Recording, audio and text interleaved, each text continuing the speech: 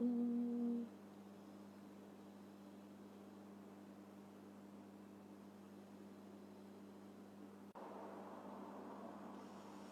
Hola, benvingudes.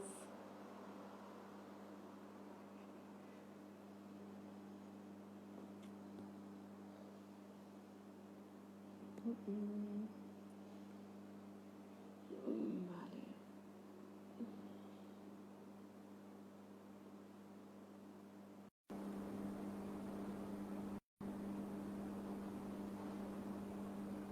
Mm. Hola, Hola. hola a totes. Espera, he copiat el missatge de benvinguda. Vale. Se'ns sent bé i se'ns escolta bé, les que esteu per aquí ja. Jo a tu, Carlota, et sento una mica tallada i et veig pixelada. Oh, doncs no sé per què. Encara? O sigui, ara també? Espera, que em posaré els datos i em trauré Ara el... millor, però...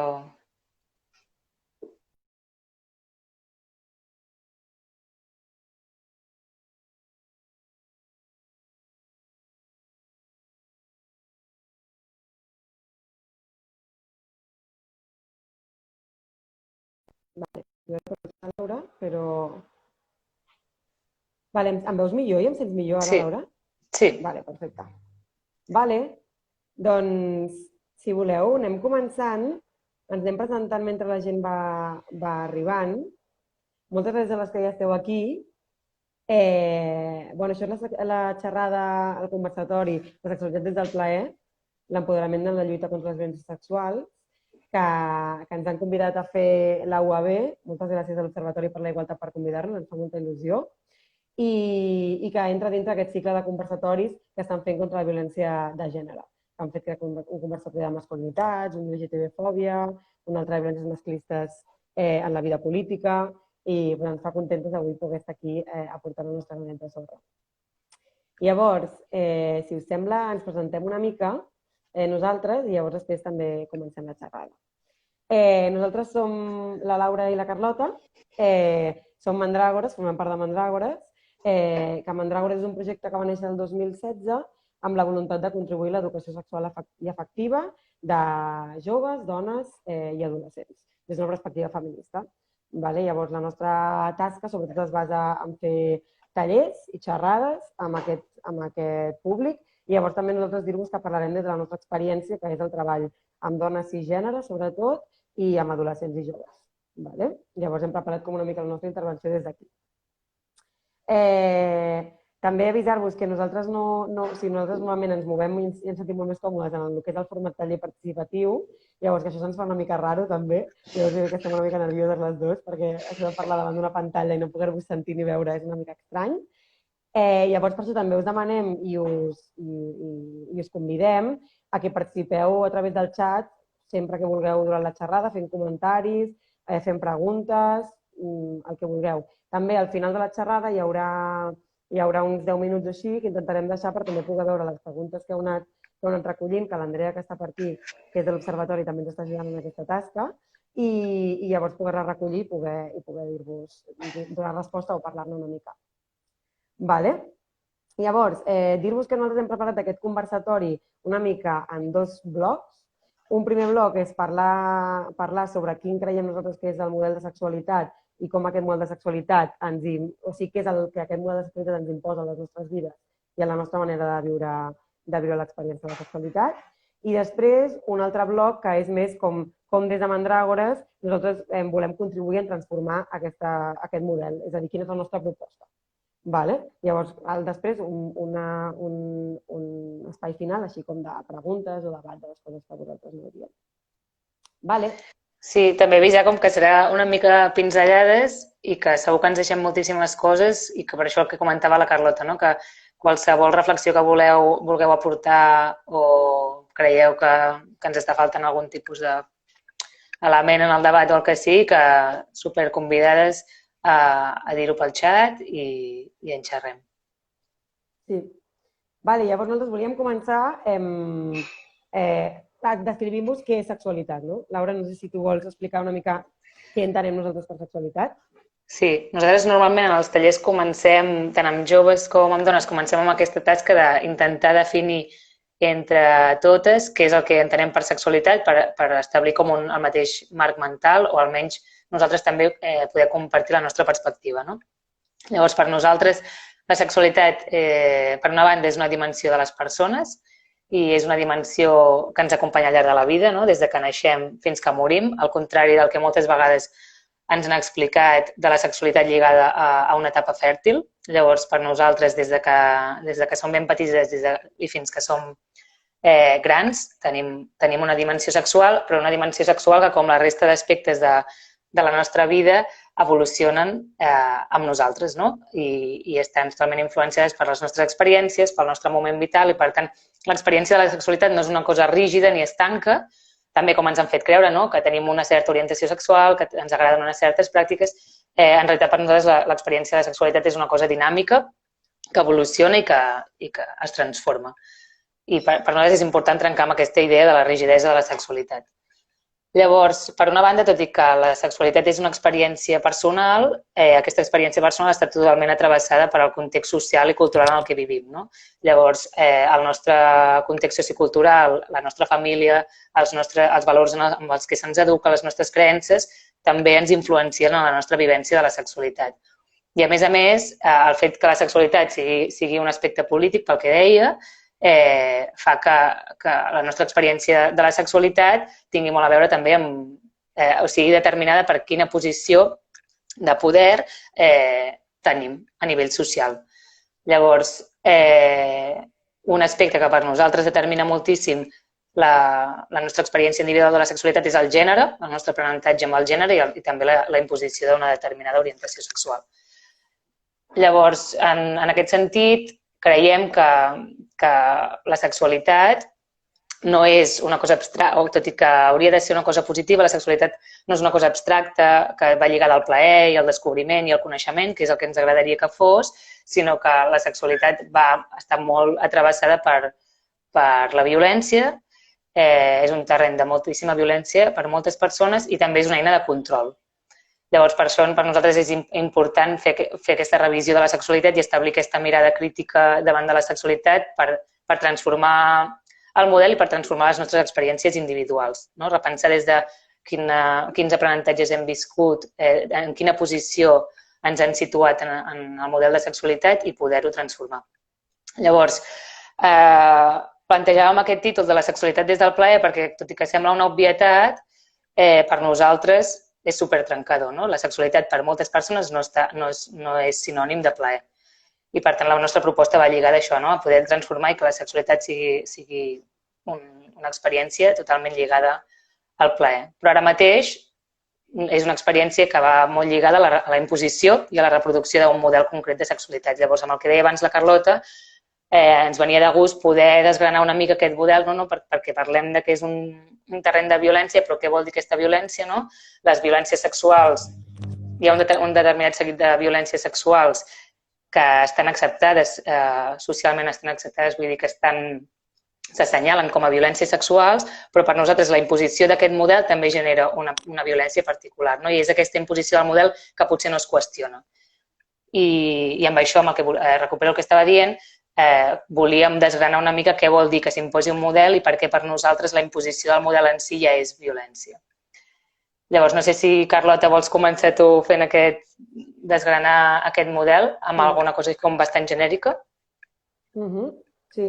Jo crec que nosaltres quan ens posàvem a pensar en aquest model, una de les primeres coses que ens venia al cap era com la idea que és un model patriarcal masclista i on hi ha una imposició d'heterosexualitat i del binarisme de gènere molt gran. Sí, és un model patriarcal i masclista en el sentit que hi ha una diferent vivència de la sexualitat molt marcada segons si socialitzen com a dones o si socialitzen com a homes.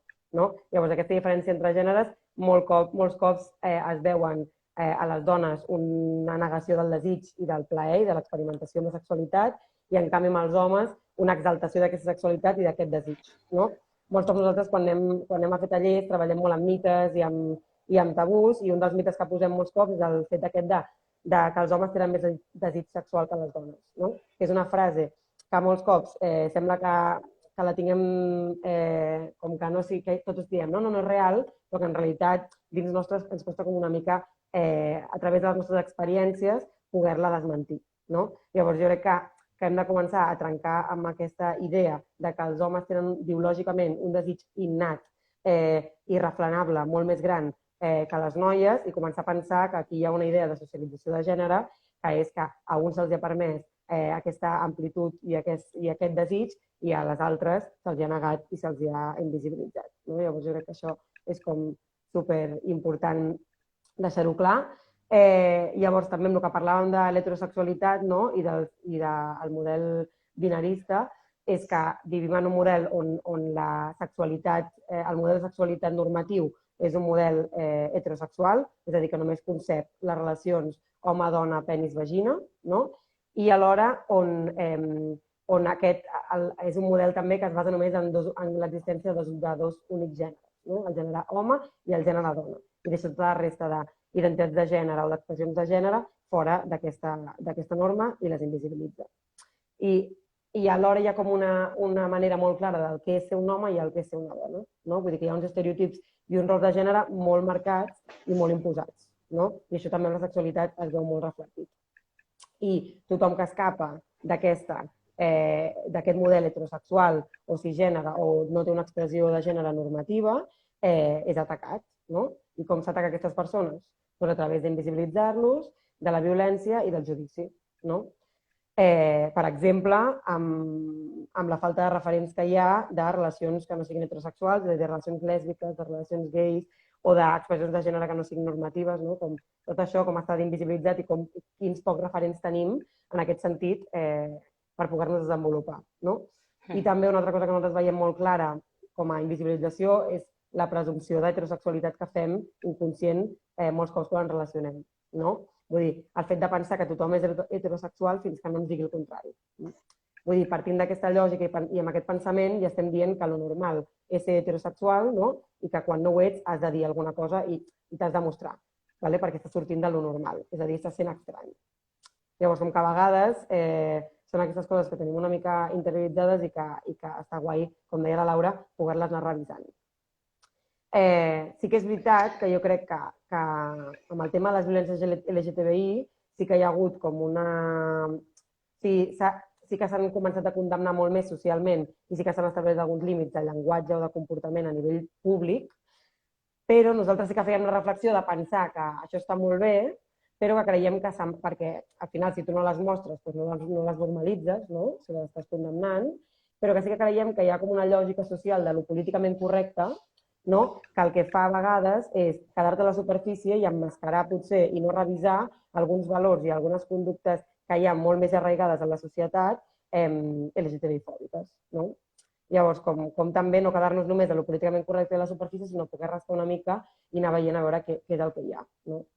Amb això, també molts cops quan fem tallers hi ha algunes frases que ens semblen com molt exemplificadores d'això, com per exemple el fet de dir bueno, jo tinc un amic gay i jo l'accepto, com aquest rotllo de jo he d'acceptar que aquesta persona sigui gay o que aquesta persona sigui lesbiana o que aquesta persona sigui trans, des de l'acceptació, des de que ha de ser una cosa que jo he de permetre. En canvi, seria com impossible poder pensar la frase al revés, dir, bueno, jo accepto que sigui heterosexual. Llavors, amb això és el que diem d'aquests pensaments una mica arraigats que tenim i d'aquesta presumpció d'heterosexualitat i d'heterosexualitat com lo normatiu. Llavors, no sé si, Laura, tu també si tens alguna altra idea de com aquest model de sexualitat ens pot anar calant. Sí, jo crec que també amb el que estaves comentant del binarisme de gènere també alhora s'imposa un binarisme, o sigui que aquest binarisme de gènere està fonamentat en arguments biològics amb la suposada existència d'únicament dos tipus de genitals, o sigui, existeixen només persones amb vulva i persones amb penis i aquestes han de ser dones i aquestes han de ser homes, i en realitat s'invisibilitza també molt les experiències i les vivències intersexuals de les persones intersexuals, que en realitat trenquen aquesta idea binària que justifica després tot el sistema, que en realitat és molt potent poder visibilitzar això perquè és una realitat i perquè desmunta com aquesta idea binària del sexe, el gènere i l'orientació sexual, no? I llavors, en aquest sentit, aquest model que tu comentaves, Carlota, creiem, com parlàvem l'altre dia, no? Com hi ha molts àmbits de la nostra vida en els quals aquest model es perpetua o s'imposa, tant des dels mitjans de comunicació, els valors, els consensos socials que existeixen, però hi ha un tema que per nosaltres és molt, molt important, que és com a través de l'educació sexual o de la manca d'educació sexual també és un mecanisme d'imposició d'aquest model, no? Per una banda, fem la crítica a que l'educació sexual continua sent un repte, no? Que encara no existeix una bona educació sexual, és a dir, no podem dir que existeix educació sexual perquè hi ha una sessió a alumnes de tercer d'ESO que parlen sobre sexualitat, o sigui, això per nosaltres no és educació sexual i, per tant, cal aquesta educació sexual i cal que aquesta educació sexual contribueixi a desmuntar aquest model del que estàvem parlant, no? Perquè per nosaltres, tal com està enfocada aquesta educació sexual ara mateix, és en un discurs basat en la por i en el risc, no? De la mateixa manera, es pot fer un paral·lelisme, de la mateixa manera en quin tracte es dona el tema del consum d'alcohol amb adolescents, no? Aquesta com a idea de et puc fer una sessió, però sobretot amb l'objectiu de que tinguis certa por o cert respecte, no amb l'objectiu de trencar el tabú, parlar-ne, reflexionar i donar tota la informació i resoldre els dubtes que els sorgeixen als adolescents. L'objectiu una mica és limitar, no vull fer un paral·lelisme en el consum d'alcohol amb la sexualitat, però sí com amb el discurs que hi ha al darrere, no? De si jo no en parlo poc, en parlo des del discurs aquest de la por, del risc, de les conseqüències negatives, el meu objectiu és que adolescents i joves el que facin és anar molt en compte i posposar les seves relacions sexuals, que per nosaltres això no té cap sentit, no? Que la formació es basi en la desinformació. Per nosaltres el que és important és trencar el tabú i generar espais de reflexió que vagin més enllà de com està enfocada ara, que és els embarassos no desitjats, les infeccions de transmissió sexual i la consolidació d'aquest model d'heterosexualitat obligatòria i de binarisme de gènere, no? O sigui, per nosaltres ara mateix el model és aquest i és un model que de manera més o menys subtil el que fa és negar el descobriment, amb el que deia també la Carlota, d'aquesta socialització diferenciada pel que fa al gènere en relació a la sexualitat, hi ha una negació del descobriment del cos en les noies, no? O sigui, hi ha una exaltació dels genitals masculins, del penis, i hi ha una negació total de la normalització i del descobriment de l'autoconeixement del cos de les noies. Llavors, aquesta negació del descobriment el que fa és que hi hagi moltíssim desconeixement, que hi hagi fins i tot rebuig i fàstic als propis genitals i que passin coses com per nosaltres tan aberrants com que s'expliqui en les classes de naturals de biologia, es parli d'òrgans reproductors i es parli de la vagina i en cap cas s'anomeni el clítoris o s'anomeni una part i es doni molt poca importància a això. Llavors, aquí estem d'alguna manera marcant el punt de partida de com s'hauran de relacionar les noies amb el seu cos, des d'aquest tabú, des d'aquest pudor, des d'aquest fàstic, que contribueix una mica a seguir amb la roda d'aquest model que estàvem dient. Llavors, per altra banda, hi ha una cosa molt lligada amb això del desconeixement del propi cos, és la negació del desig i la negació del plaer. Existeix, sobretot, creiem a nivell social en general, però de forma bastant específica en infància i en noies adolescents, un tabú de la masturbació.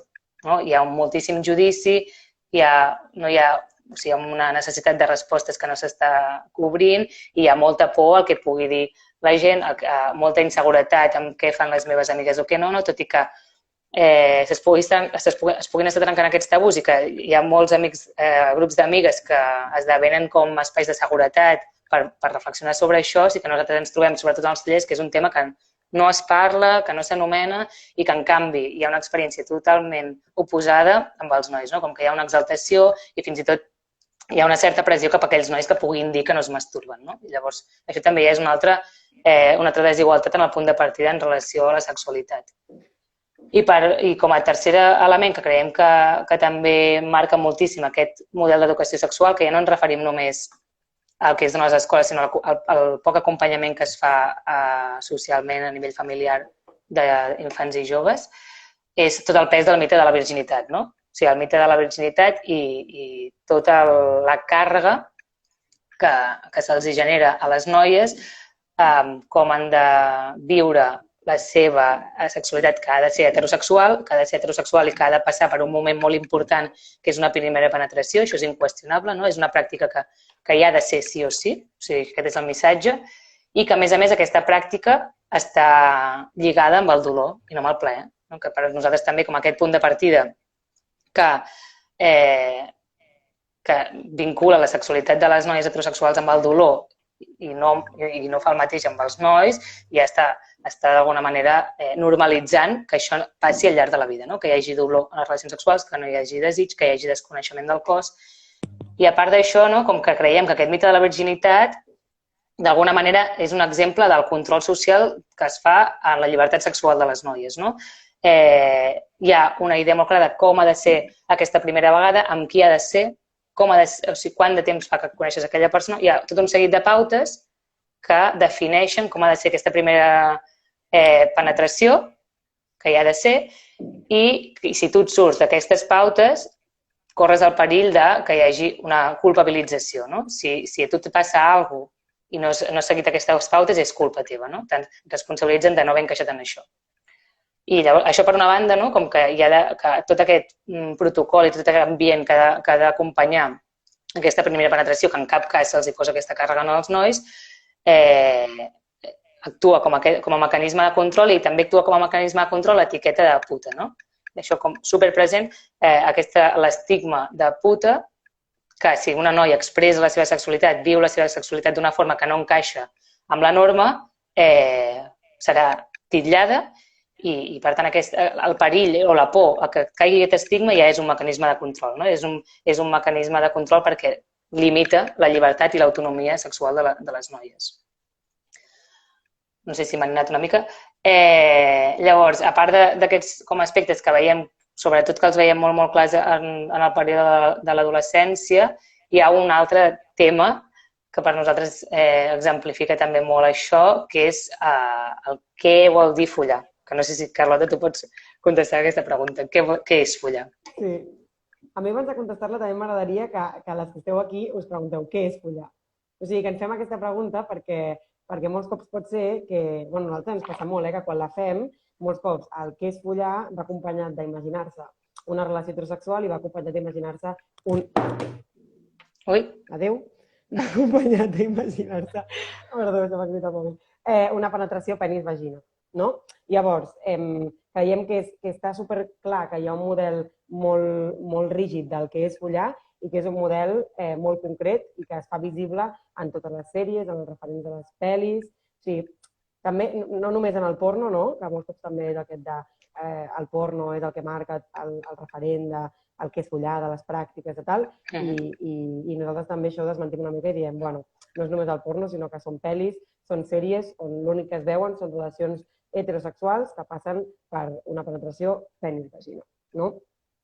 Llavors, sí que creiem que és molt important poder començar a desmuntar aquest model i llavors no entendre el sexe com un protocol, no? Que és com s'entén ara. O sigui, el sexe, sobretot l'heterosexual, perquè és el que està més visibilitzat, s'entén com un protocol on hi ha uns certs passos a seguir, no? I on la centralitat màxima és pel coit, no? Llavors, com a pràctica que marca la diferència entre si has follat o no has follat, no? També molt acompanyat amb aquesta idea que deia la Laura abans de la virginitat, no? De quan es perd la virginitat, que és quan hi ha una penetració amb un penis, normalment.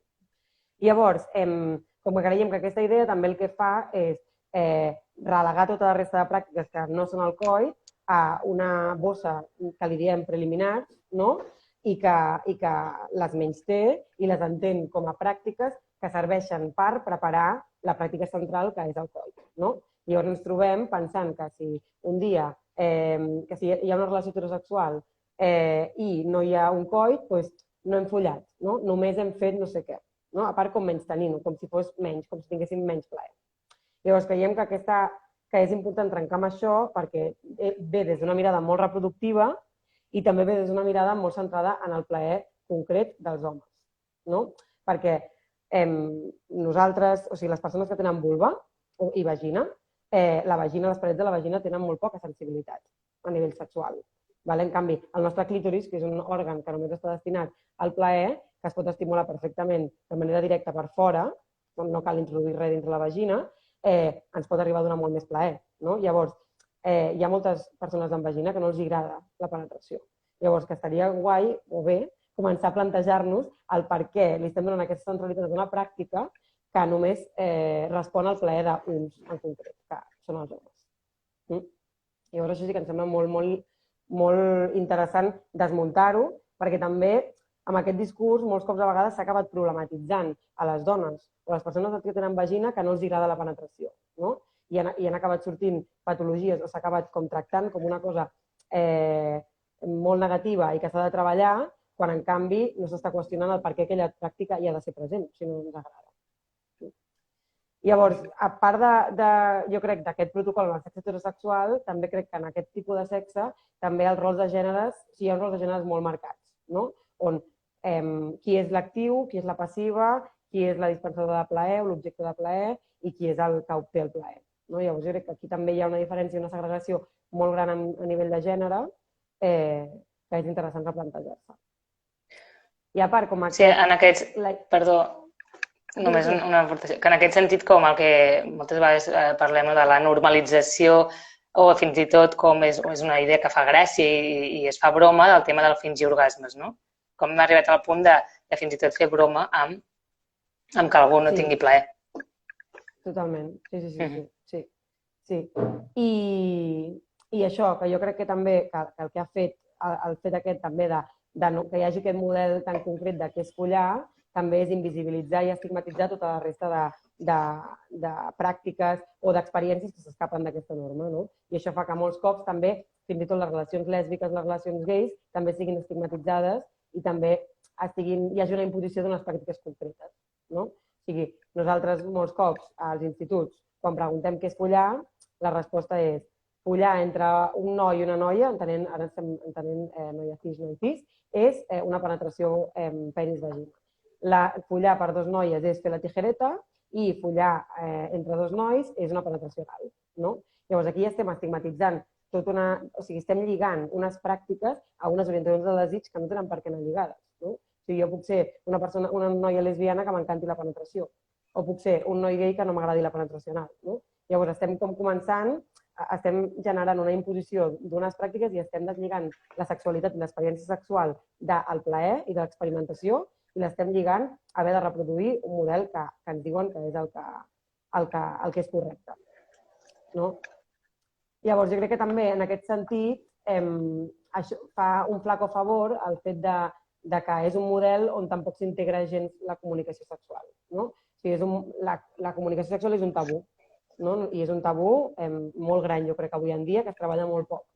Llavors, també s'entén que el sexe, que funcioni una trobada sexual o que vagi bé el sexe, vol dir que tu has de poder fluir amb aquella persona sense necessitat de comunicar-te res, sabent perfectament el que li agrada a l'altre i que l'altre sàpiga perfectament el que t'agrada a tu.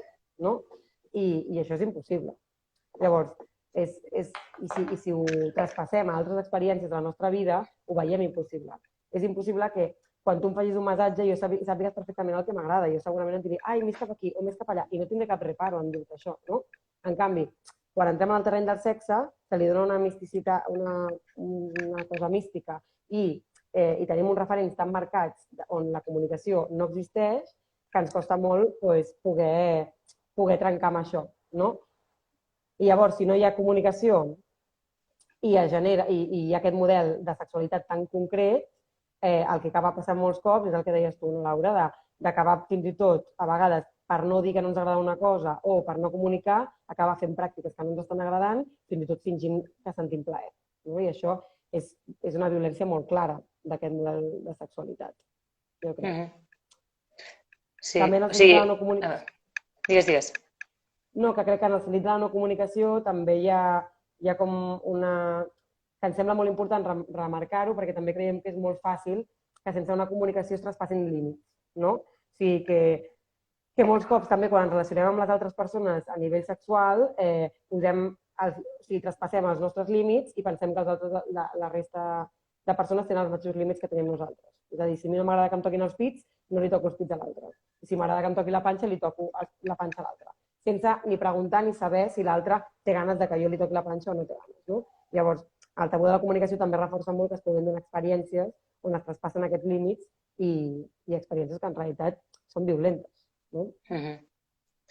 Clar, jo crec que amb això com que és greu, que no se li estigui donant també en aquest model d'educació sexual un espai prou important en la comunicació i com per revertir, no? Que sí que per una banda s'ha afrontat molt el tema de les agressions sexuals, però que per nosaltres hi ha una part de prevenció que hauria de ser normalitzar la comunicació en les relacions sexuals. No? I el que deies tu, a part de que potser presumim els límits de l'altre en funció dels nostres, que això ja pot variar en funció de la persona, hi ha una presumpció de pràctiques i de zones de plaer que són en funció de les que estan establertes socialment. No? Quines són les pràctiques que sí o sí han de ser o quines són les zones del cos que sí o sí s'han d'estimular.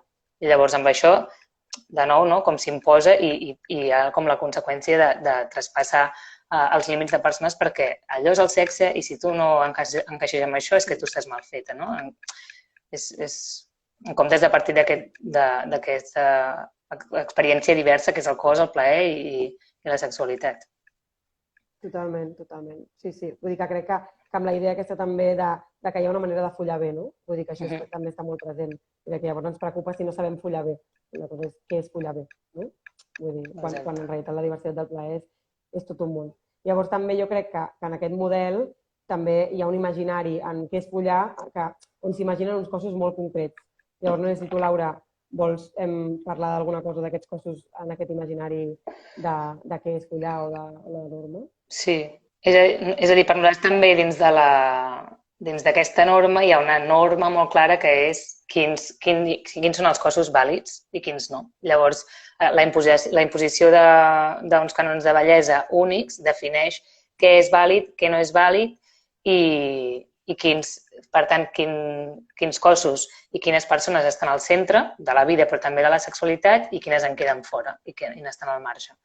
Llavors, aquesta imposició d'un únic cos com a vàlid i aquesta imposició d'un ideal de bellesa que és molt exigent, sobretot amb les dones, no? A nivell de modificació constant del cos per encaixar en aquest ideal de bellesa, que centra molt més la nostra autoestima en el fet d'agradar que no en les nostres habilitats o en la nostra personalitat. El nostre objectiu és lluitar contra la bellesa, estar primes i amb tots els esforços i amb tota l'autoestima com queda en joc en aquest procés. Llavors, aquesta imposició de l'ideal de bellesa també té un impacte directe en el desig de la sexualitat perquè de la mateixa manera que estableix que és bonic, determina també qui és atractiu i qui és desitjable. I, per tant, per nosaltres, en el moment que defineix això, també està definint qui té dret i qui no té dret a la sexualitat. Llavors, en el moment en què es defineix un cos únic com a vàlid, queden fora d'aquest dret a la sexualitat les persones grasses, les persones amb diversitat funcional, la gent gran, totes aquestes persones que escapen d'aquest model de cos vàlid. Llavors, creiem que també és un terreny de moltíssima violència sexual la relació amb els cossos i la imposició d'aquest ideal de bellesa. Llavors, a part d'això, de la relació amb el cos amb la bellesa i com aquest ideal de bellesa o com actua la pressió estètica de forma molt més contundent cap a les dones, també hi ha una altra relació amb el cos, o sigui, a part d'aquesta relació com a estètica amb el cos de les dones, hi ha un altre tipus de relació que és amb la imposició del cos reproductiu i amb la imposició de la maternitat, en entendre les dones com un cos úter que estan per reproduir persones, però també per la tasca reproductiva a nivell social. Llavors, això també és una altra forma de control del cos de les dones i per altra banda també com tot el que... O sigui, aquesta cosificació que actua tant en la part d'estètica com en la part de la reproducció també actua de forma concreta amb el tema de la sexualitat. És un cos que sempre està al servei dels altres, és un cos que està hipersexualitzat, però que tot i aquesta hipersexualització és a destí, a satisfer un plaer aliè. És un cos que en totes les seves dimensions no és propi, no és nostre, sinó que està al servei de la societat, al servei de de l'Estat al servei dels homes, al servei de l'Església sempre.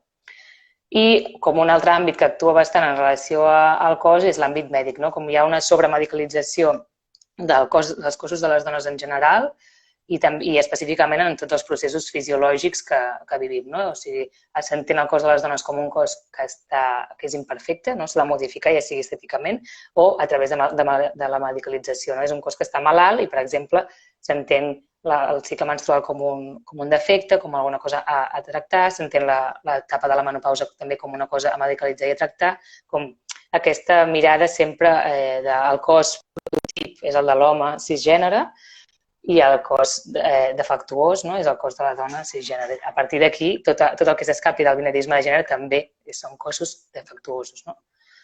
Llavors, amb el tema de la sexualitat i lligat amb el cos, com que es viu com aquesta dualitat entre una hipersexualització, no? La sexualitat està superpresent en molts aspectes de la nostra vida, però alhora la sexualitat continua sent un tabú. I, per tant, en el moment que continua sent un tabú, el tabú facilita que el model de sexualitat hegemònic es perpetuï i que és un model de sexualitat com el que, una mica resumint tot, heteronormatiu, no? L'heterosexualitat és obligatòria, binari, que es nutreix del desconeixement i del control del cos de les dones, etc. I a part, no sé, com lligat amb el tema de la hipersexualització, no sé, anaves a dir alguna cosa? Sí, no, que jo crec que sí, que molt lligat amb aquesta hipersexualització, que jo crec que també és o sigui, que entenem la sexualitat socialment com una dimensió, o sigui, com sempre una sexualitat compartida, no? O sigui, que amb el que deien la nostra definició del principi, que crec que no s'educa ni s'ensenya que la sexualitat és una dimensió individual i que per tant, el treball o la vivència també és individual, no? Que no és sempre de ser una sexualitat cap enfora, una sexualitat compartida. No? Llavors, jo crec que això, barrejat amb el model capitalista i consumista actual, també ha portat a un nivell de sexualitat com a consum de cossos, no? I com el sexe compartit com un símbol d'estatus social. No? Com més sexe compartit tinc, millor em va la vida, no? Una mica. O més guai soc, o en el meu grup més poder tinc. Llavors, estem com, jo crec, amb aquesta idea, menystenint tot el que és la sexualitat amb una mateixa, no? I desvaloritzant-la. Llavors desvaloritzem moltíssim el tema de la masturbació com a pràctica per si mateixa, no? I només l'estem relegant o l'estem vivint com a pràctica substitutòria quan no tens un sexe compartit.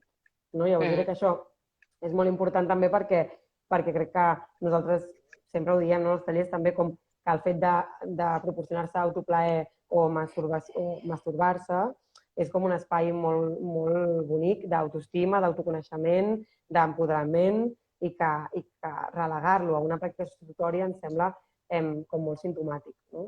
Llavors, amb això també, com molts cops també plantejar-nos, no? Què entenem per això, o sigui, que ens passa molt, o sigui, que és una cosa com molt, és molt exemple del que estic dient, què entenem per una vida sexual activa, no? Que molts cops quan tu parles d'algú i dius, ai, sí, aquesta persona és molt activa sexualment, t'estàs referint a que aquesta persona té molt sexe compartit. Pocs cops t'estàs referint a que aquesta persona es masturba molt, o té molta fantasia, o escriu molts relats eròtics, o, no? Vull dir, això ho deixem com una cosa a part, que no té tanta importància com l'altra, no? I llavors jo crec que és interessant com donar-li una volta a això, perquè si no estem deixant la sexualitat a mans de sempre el compartir.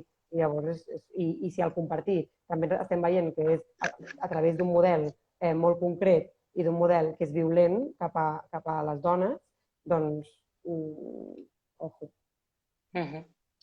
Sí, per aquí també comentaven el tema de la violència obstètrica, no? Com una altra d'aquestes violències dins del sistema mèdic, que trobem altres exemples també en l'àmbit com ginecològic de presumpció d'heterosexualitat, de pressuposició de pràctiques, de com la desinformació que hi ha amb el tema de les infeccions de transmissió sexual en relacions amb dues persones amb vulva, no? I com es menysté qualsevol petició de proves, no? Com que hi ha tot un seguit al final, com en cada àmbit de la nostra vida, d'elements que evidencien com que aquest model impregna totes les capes i es perpetua de moltes maneres diferents.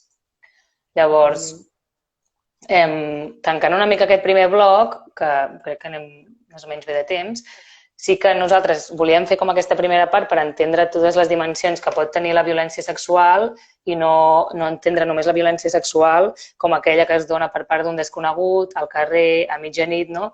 I prendre consciència de que el model aquest que estàvem comentant atravessa les nostres vides, atravessa les nostres relacions, atravessa els nostres valors i aprenentatges i aquest model està basat en això, no? En la negació del plaer, en la normalització de la violència cap a determinats cossos i determinades sexualitats i és un model que per una banda o sigui, hi ha una condemna social cap a la violència sexual però hi ha una acceptació social molt gran cap a aquest model i per tant és molt difícil de qüestionar i és molt difícil de qüestionar individualment, no? I com que la sexualitat continua en aquest terreny de la intimitat, és molt difícil transformar si no trenquem aquest espai d'intimitat. I per això per nosaltres és molt necessari i molt potent trobar espais col·lectius en els que començar a repensar això i entendre com ens travessa aquest model i quines violències s'han reproduït a través d'aquest model, encara que no haguem patit o una violència sexual com està entesa socialment, no? I llavors,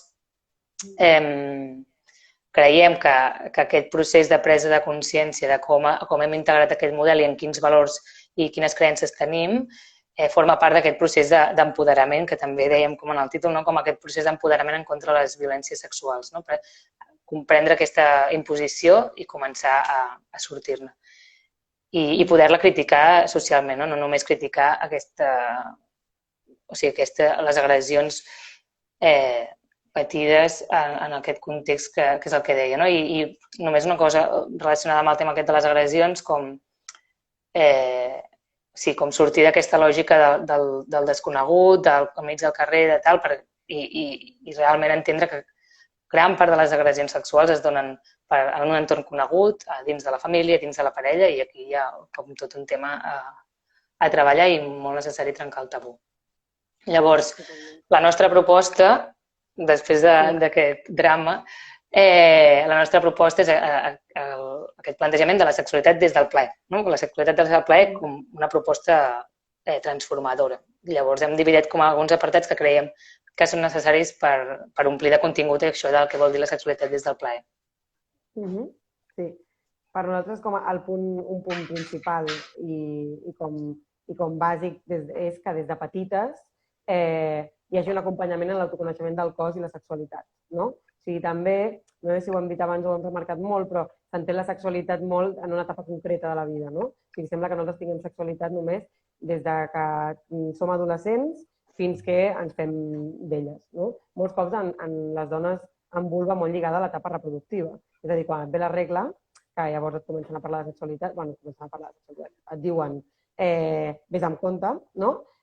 Fins que tens la menopausa i llavors passes a ser, ja com no ets un objecte de desig, se't treu d'aquesta idea de la teva vida, que estàs activa sexualment o que tens vida sexual. I llavors, com trencar una mica aquesta idea de que la sexualitat només existeix en aquesta etapa de la vida i veure-la com una cosa transversal que ens acompanya des que naixem fins que morim i poder trencar una mica el tabú de l'autodescobriment i l'autoplaer del cos, des de petites, no? O sigui, hi ha molt tabú o ens costa molt el fet de gestionar situacions on nens petits i nenes petites experimenten amb el seu cos i es donen plaer. No? Llavors, com que ens sembla interessant poder repensar això i pensar a qui està incomodant que aquests infants s'estiguin autoexplorant, s'estiguin donant plaer. Segurament a nosaltres, perquè ells i elles estan descobrint-se i ho estan vivint de la manera més sana possible. No? Llavors, com intentar poder acompanyar això des de l'usar i des de normalitzar-ho, perquè és molt normal que tu vulguis descobrir el cos i experimentis amb el teu plaer, i això segurament farà que després de més grans tu puguis tenir un contacte amb el teu cos, una relació amb el teu cos i amb el teu desig molt més normalitzada i molt menys tabú i molt menys reprimida també. No? Llavors, creiem que això és molt important. I això, per exemple, es pot fer generant un espai a casa o a l'escola, on sigui, que sigui un espai on tu saps que pots anar allà a experimentar amb el teu cos. Saps? O sigui, un espai íntim per tu, que tu pots anar allà, pots experimentar amb el teu cos i saps que allò és un espai segur per tu. No? Que crec que també és important potser combinar això, combinar-ho amb també, perquè llavors hi ha el perill o la preocupació de que quan s'experimenta amb el cos i es fa des d'una manera compartida quan ets petita o petit, que això pugui donar a situacions incòmodes o violentes perquè es traspassen límits, no? Llavors jo crec que també s'ha d'acompanyar el fet de descobrir la sexualitat amb el fet de dir, vale, on comença el meu cos i on acaba el meu cos i on comença el de l'altre, no? Això crec que és molt important. Llavors també potser acompanyar aquest descobriment del cos i també, sobretot, acompanyar el descobriment del gènere i de la identitat de gènere i l'experimentació amb això, no? I de l'experimentació també amb el desig, amb l'orientació del desig. O sigui, sortir d'aquest model tan rígid que dèiem i tan classificador i poder entendre que el desig és molt divers i que pots explorar-lo al llarg de tota la teva vida i que no t'has de definir una cosa concreta i que és canviant al llarg de la teva vida també i que el fet de descobrir la identitat sigui també, es pugui viure com un joc, no? I com una experimentació amb la teva expressió del gènere, amb la teva identitat i que no des de petites comencem a encasellar amb coses de que si fas aquesta cosa o si fas l'altra, si et comportes així o si et comportes així, ets un noi o ets una noia, no? Llavors, com poder també sortir una mica d'aquestes capsetes estanques. I per fer tot això, nosaltres també creiem que és molt important com a referents, que ja ho hem anat dient, però llavors, si volem fer un acompanyament del cos i de la sexualitat i un descobriment, que tinguin un descobriment positiu les persones de qui estem fent de referents, doncs també nosaltres poder revisar quina és la nostra relació amb el cos i la relació amb la nostra sexualitat. No? Poder revisar quina relació tenim amb els nostres genitals, com els coneixem, quina relació tenim amb el nostre desig sexual, si l'hem experimentat, si no, si estem connectades, si no. Llavors, com crec que poder donar-hi unes voltes. Llavors, no sé si... Jo crec que en aquest sentit, com això, l'exercici aquest de revisar les creences, perquè si no les revisem o no som conscients de quins mites hem integrat nosaltres, molt fàcilment, quan acompanyem la sexualitat, reproduirem aquests mites, no? Llavors, el tema de l'acompanyament de la sexualitat és una que també creiem totalment necessari, no? Que l'acompanyament ha de ser al llarg de tot el procés educatiu i que no ha de ser limitat a una sola sessió, i aquest acompanyament ha de posar al centre el plaer, ha de posar al centre la diversitat i ha de posar al centre també el que dèiem de la comunicació i els límits. I també, com a element important, que creiem que hi ha d'haver un aprenentatge en la gestió de les emocions, que també és un terreny totalment oblidat, no? Té com una càrrega negativa tot el que és el món emocional per tota la vinculació que se li ha donat amb la feminitat, i nosaltres creiem que s'ha de recuperar això i que hi ha d'haver un aprenentatge en la gestió de les emocions, perquè les emocions també estan molt vinculades amb la vivència de la sexualitat. No només vivim la sexualitat des del cos, sinó que això també ens atravessa a nivell emocional. Llavors, creiem que aquesta educació sexual no ha de ser criminalitzadora de la sexualitat i que ara mateix ho està sent, no? Amb l'exemple que també sortia abans amb el tema de la pornografia, com s'està criminalitzant. O sigui, sense entrar en el que és la indústria del porno, hi ha una criminalització molt gran de consum de pornografia per part d'adolescents i nosaltres creiem que la pornografia no deixa de ser un reflex més d'aquest model de sexualitat, segurament ple d'exageracions, però que aquest model de sexualitat es perpetua per molts altres espais que no només és la pornografia. Llavors, que són les pel·lis, que són les sèries, que són els comentaris, les bromes de WhatsApp, vull dir, tot això hi és present. I per tant, com que aquesta educació sexual ha d'anar a trencar amb el tabú, a facilitar eines, a generar espais de conversa, de treure tota aquesta càrrega que ara mateix té la sexualitat. I això, llavors, a part d'això, estic patint una mica perquè se'ns en va l'estona per fer les preguntes, però diem com un parell d'elements més i deixem espai si hi ha alguna pregunta. Perdona. De moment l'Andrea em deia que no n'hi havia cap, o sigui que guai, anem bé, però sí. Llavors, jo crec que també en relació amb el que tu abans deies de la violència de gènere i de les violències sexuals, també crec que nosaltres veiem com molt important el fet o sigui, que creiem que està molt bé i té molta importància el fet de totes les campanyes que s'han fet actualment del no és no, i que han fet altaveu de prevenció, de visibilització i denúncia de les agressions sexuals, i que ha servit per empoderar les noies a dir que no, a saber que poden dir que no, aprendre a fer-ho, no? Però creiem que també se li hauria de donar una volta, que també és una mica el que tu estaves dient abans, i començar a educar amb allò que dèiem del traspàs de límits i la comunicació, i educar els nois a que responsabilitzin ells també d'entendre i atendre els límits de l'altra persona, i a llegir els altres. Llavors creiem que també s'hauria de ficar una mica més el focus aquí, perquè si no a vegades estem com tornant a responsabilitzar les dones, i en canvi responsabilitzant els nois que passin de les agressions, quan són els màxims responsables, ja m'entenem. Llavors, potser també enfocar-ho més a que les noies connectin més amb el seu desig, a part que s'empoderin a dir que no, que també poder-les educar que connectin amb aquest desig i que sàpiguen quan desitgen una cosa i quines coses desitgen. Llavors, això també, per altra banda, que també s'ha parlat molt de la sexualitat des del consentiment, nosaltres creiem que és com important que posar en vàlua el consentiment perquè quan no hi és està produint una agressió, evidentment, però que sí que pensem que estaria molt bé també parlar de sexualitat desitjada, a part de sexualitat consentida. Llavors, també com per donar una mica més d'importància a aquest desig, a que hi neixi aquest desig i també com a que les noies hi connectin, sobretot. Perquè també s'han donat, hi ha unes estructures, jo crec, de model relacional, sobretot amb el tema de l'amor romàntic, que han fet del sexe una mostra d'amor, i que sembla que hi hagi un baròmetre que mesura el que tu estimes d'una persona quan ets parella, en funció de si accedeixes a tenir sexe o quant sexe tens amb aquesta persona. Llavors, això pot portar a vegades a que accedeixis a tenir sexe amb aquella persona com per demostrar-li el teu amor, cosa que també és violència. Llavors, com poder repensar això i també a nivell relacional entendre, per exemple, la salut sexual, que molts cops la Laura abans també deia quin era el model d'educació sexual i com s'encarava aquesta salut sexual molt des de les infeccions i des dels embarassos, de la prevenció d'embarassos, poder també entendre aquesta salut sexual i educar aquesta salut sexual en la prevenció d'aquestes violències i en parlar de límits, de comunicació, de relacions tòxiques i incloure tot això en un model educatiu. I que quan parlem de salut sexual parlem d'alguna cosa més àmplia, que no merament biològic. Sí, Volies dir alguna cosa més? No. Val.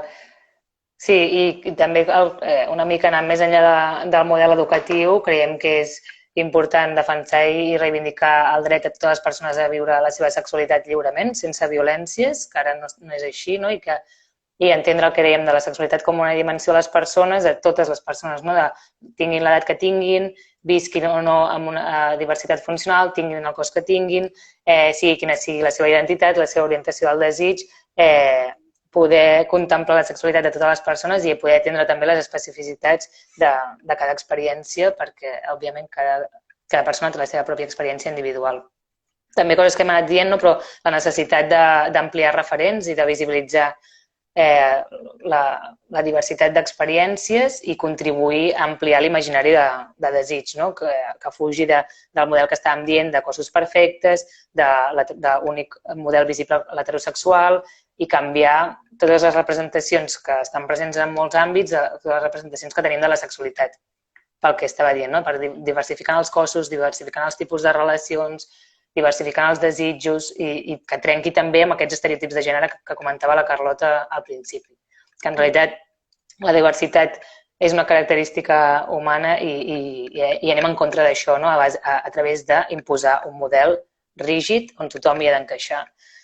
Llavors, a part d'això, també pel que comentàvem a nivell de salut, que creiem que és un terreny que moltes vegades es vincula amb la sexualitat, doncs poder denunciar tota la vulneració de drets que es donen en l'àmbit sanitari, que són drets com, per exemple, el que no hi es presumeixi la teva heterosexualitat, que no sobremedicalitzi el cos de les dones o es menysprei el dolor, com que hi ha una normalització i acceptació també del dolor, un menyspreu cap a quan les dones manifesten dolor i, per tant, que això també canviï, que canviï també en l'àmbit sanitari o social el paternalisme amb el que es relaciona amb les persones amb diversitat funcional, que ja hi ha una premissa de negació del seu dret a la sexualitat i hi ha com aquest tracte paternalista on es dessexualitza els seus cossos o les persones.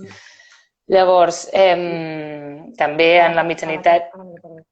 Sí, com coses que hi ha més transversals, com recuperar el coneixement del propi cos, com prendre també partit en la cura de la nostra salut, com a forma de guanyar autonomia a la nostra vida i això. Jo crec que per acabar ja, només també, perquè queden molts pocs minuts, però també que creiem molt important, que ho hem dit abans una mica, però el fet de generar espais per parlar de sexualitat, o sigui, de fer una revisió pròpia de la sexualitat i desmuntar mites i tabús i valors que tenim inculcats i també poder generar espais col·lectius on parlar de sexualitat des d'altres termes, i també parlar de pors, d'inseguretats, de violències, no? Perquè aquests espais ens poden fer també reconèixer-nos entre nosaltres i molts cops també alliberar-nos de culpes que a vegades molts cops sentim quan patim alguna violència o quan ens passa alguna situació, alguna agressió o alguna situació violenta. Llavors, crec que també a nivell de violències, que també la xerrada veníem a parlar d'això una mica, creiem que és molt important denunciar i col·lectivitzar les violències, no? I llavors poder veure qui està fent el relat d'aquestes violències, perquè a vegades aquest relat s'està fent no des de la pròpia experiència, sinó des d'una mirada externa, que a vegades és una mirada victimitzadora, una mirada despolititzada, una mirada culpabilitzadora, i poder transformar això, reapropiar-nos d'aquest relat, del relat de les violències, fer-ho en primera persona i fer-ho des d'una perspectiva feminista, no? I sortir del rol aquest de víctima o de culpable. Llavors, crec que dit això, queden 4 minuts, llavors tenim una pregunta. Sí, que diu, penseu... Digues. No, digues, Gopi, que m'estic llegint. Penseu que la universitat té alguna responsabilitat en les violències online que es fan en els seus espais virtuals i físics? Vols contestar? Vale. Bueno, o sigui, jo crec que, sí, com a opinió, jo crec que estaria molt bé que cada universitat, o sigui, que les universitats no poden oblidar que es troben, que són universitats dintre d'un model masclista i patriarcal i que, per tant, s'han de responsabilitzar també d'això. I crec que és important que a cada universitat existeixin protocols contra aquestes agressions, que crec que la UAB en té, i que responguin assertivament en aquestes... O sigui, que no només es quedi amb tenim un protocol, sinó que també puguin respondre i es pugui aplicar en la realitat d'aquest protocol. No? Que jo crec que sí que és molt important i és molt important responsabilitzar-se de que les universitats acabin sent espais segurs per tothom, no? Perquè és un dret, al final, jo crec. Sí, i en el moment en què és un àmbit o un espai en el que es donen relacions socials i en els que ja es reprodueixen i es donen violències, la universitat, per mi, s'ha de fer càrrec de ser aquest espai en el que es donen i, per tant, que generar una resposta o legitimar la resposta o el que sigui. Per mi, sí, totalment. Totalment. Vale. No sé si a algú se li acudeix alguna pregunta. Queden 2 minuts, crec, o 3. Sí. O teniu algun comentari. Valoració, el que vulgueu. Si no, també podeu trobar les nostres xarxes al nostre contacte si se us acudeix alguna cosa més tard. Ah, clar, és veritat. I mentre aneu... mira. Algú diu, el protocol de la UAB s'aplica a conductes verbals, presencials i electròniques. O sigui, entenc que respon a la pregunta anterior, que també cobreix l'àmbit virtual. Sí. I mentre... Moltes gràcies per... Sí. Moltes gràcies. Moltes gràcies per haver estat aquí, que no sabem tampoc com ho heu viscut, i ha sigut molt xapa, esperem que no. Nosaltres hem intentat fer un resum ràpid amb unes pintades del que creiem que era important. Segur que ens han deixat algunes coses, com deia la Laura, així que encantada de rebre tots els vostres comentaris. I que això, que nosaltres també ens dediquem a això, a fer tallers, a fer xerrades, a tal, llavors que teniu el nostre contacte, que si us voleu contactar per qualsevol cosa, som mandràgores a les xarxes i aquí estarem. I que gràcies a la UAB per generar aquest espai també. Sí, moltes gràcies i moltes gràcies pels comentaris i els agraïments. Jo potser tinc la sensació que ha sigut desordenat, però espero que realment vosaltres ho heu rebut així clar, com dieu, i gràcies a totes les companyes que també estan per aquí escoltant-nos. I fins aviat. I res, fins aviat. Jo he de sortir, no? Molt bé. Crec que sí. Ara vale. Això, però crec que sí. Adéu. A veure...